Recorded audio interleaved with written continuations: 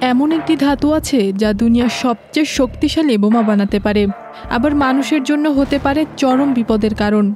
বলছিলাম ইউরেনিয়ামের কথা। ইউরেনিয়াম হচ্ছে একটি প্রাকৃতিকভাবে পাওয়া ভারী ধাতু।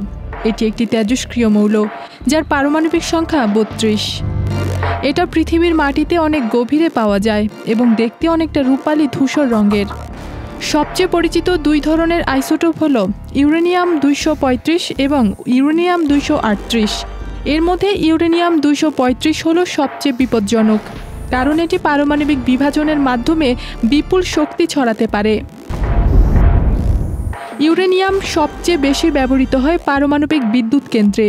এলএমই সার্টিফাইড বিশ্বসেরা কপারে তৈরি ওয়ালটন কেবলস, যা আপনার স্থাপনাকে রাখবে সব সময় নিরাপদ। এটা পারমাণবিক চুল্লিতে ফিশন রিঅ্যাকশনের মাধ্যমে তাপ উৎপন্ন করে, যা দিয়ে বিদ্যুৎ তৈরি করা যায়। কিন্তু এখানেই শেষ নয়।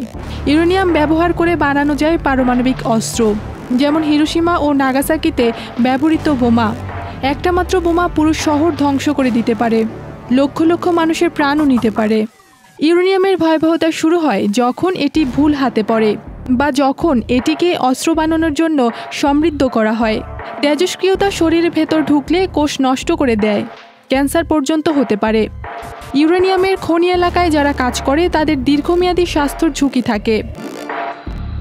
পারমাণবিক যুদ্ধ হলে শুধু মানুষ না, পুরো পরিবেশ, প্রাণীকুল ও ভবিষ্যৎ প্রজন্ম ক্ষতিগ্রস্ত হয়।